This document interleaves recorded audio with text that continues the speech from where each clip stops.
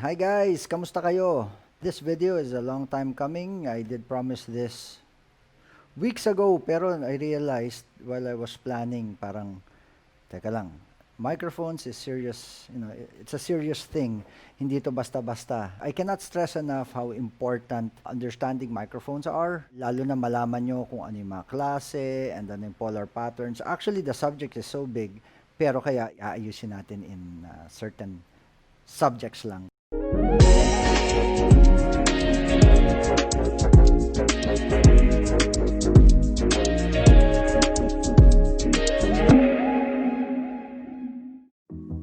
Ngayon, we will just talk about polar patterns or pickup patterns, and then we'll probably have another video with regard to applications naman. So I hope that's fine with you, and so umpisahan na natin to. But first and foremost, gusto ko muna umpisan saying, bakit ba importanteng pag-usapan natin to?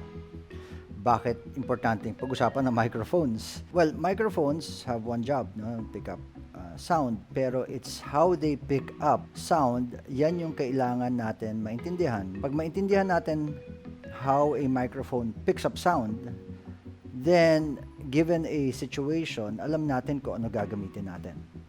On the other hand naman, given that ito lang pala yung choices natin at ito yung situation, then we would know what to expect.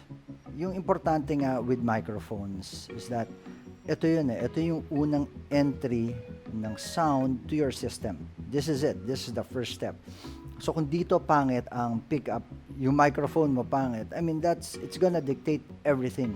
If you got something bad, got something in a bad way, all throughout, kinukure mo. Whereas sa umpisa pa lang, if you pick it up the right way, then ilinulusot mo na lang yan with very minimal tweaking, shall we say.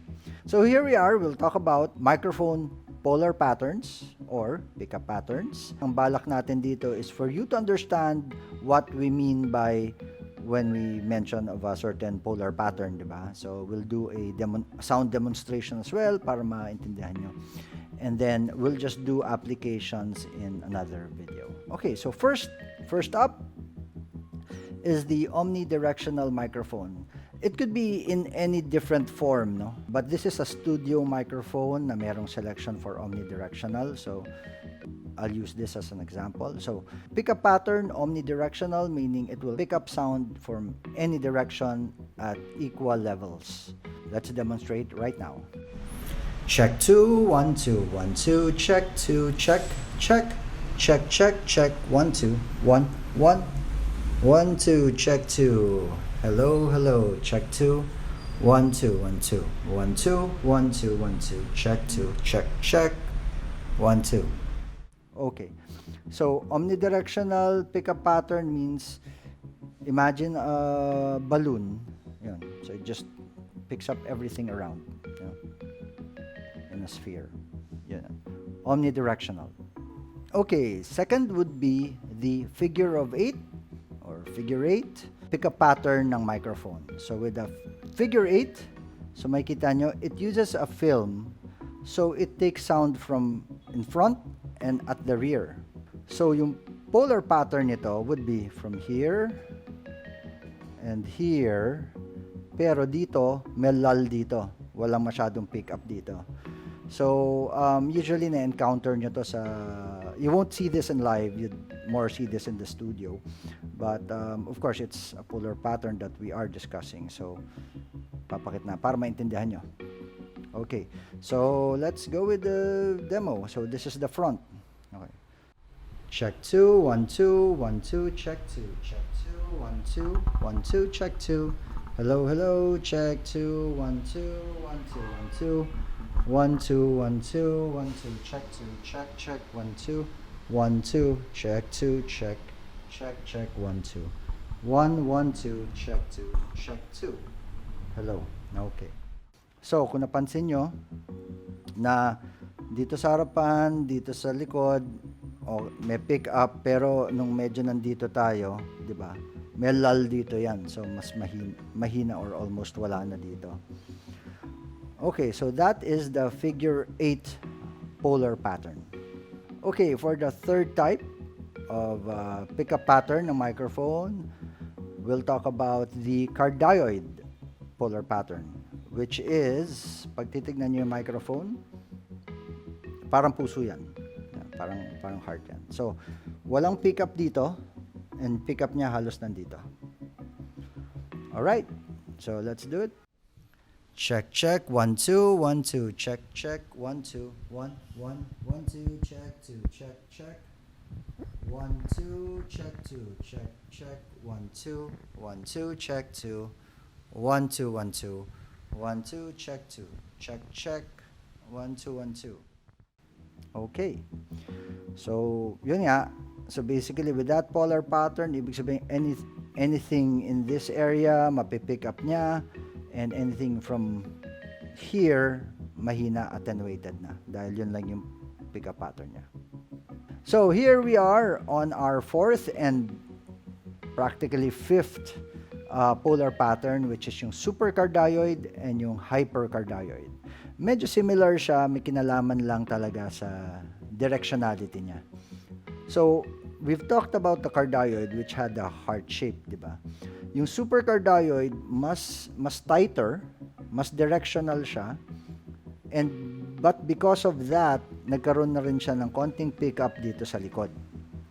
Whereas, yung hypercardioid, mas directional palalo, at saka mas nagkaroon rin dito sa likod ng pickup. So anyway, this is a supercardioid microphone. So makikita nyo again, yung pickup nga natin, as we said, mas makitid na puso na to, with pickup dun sa likod. Alright? Check 2, 1, 2, 1, 2, check 2, check, check, 1, 1, 2, 1, 2, 1, 2, check, check, 1, 2, 1, 2, check, check, check, 1, 2, hello, hello, 1, 2, check 2, check 2, check 2, check 2, check, check, 1, 2, check. Yan.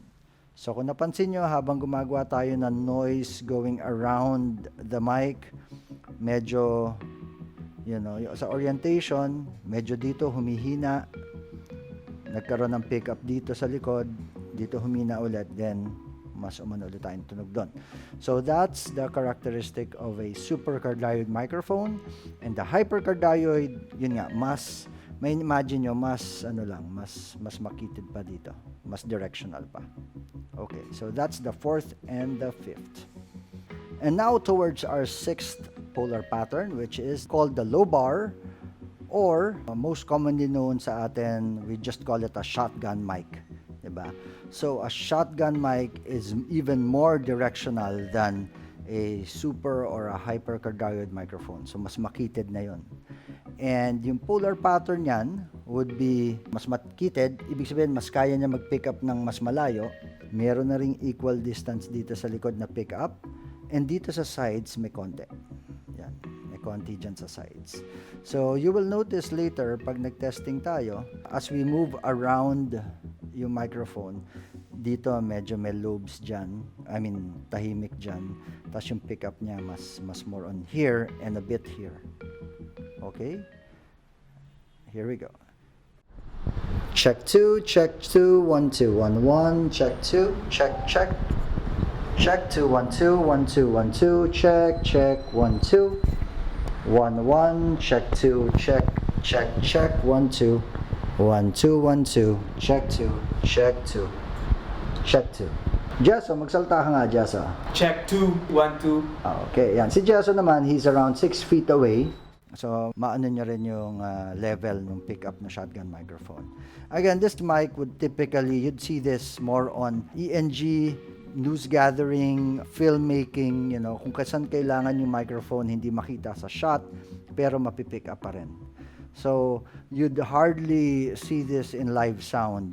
Pero yun nga, it's a polar pattern na dapat familiar tayo. So, that's the low bar polar pattern. So, that's our sixth. The shotgun microphone, low bar pickup pattern.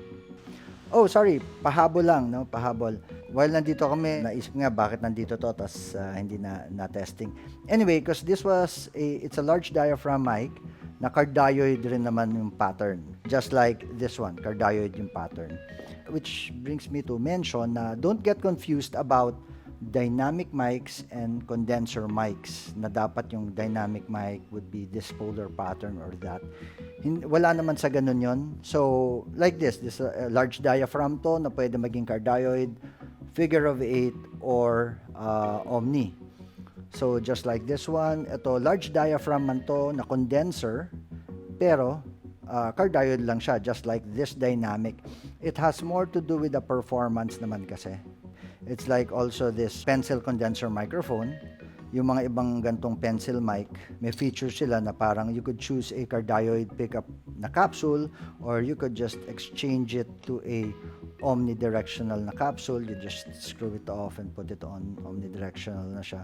So what I'm trying to say is, walang direct relation masyado naman on kung condenser, ito yung polar pattern. Pag dynamic, ito yung polar pattern. There would be the usual, pero it's not like the rule. So, I hope I was able to explain to you ng malinaw yung 6 polar patterns na gusto nating may explain. So, we've got our omnidirectional, figure of 8, cardioid, hyper, supercardioid, and yung lobar polar pattern natin. And I hope that helps. Do tell me what you think. I hope meron ba kayo napansin dun sa mga demos natin ng audio. Do comment below. Let's just start a conversation. Tell me what microphones you have in your inventory para, makadagdag sa usapan natin. See you in the next video.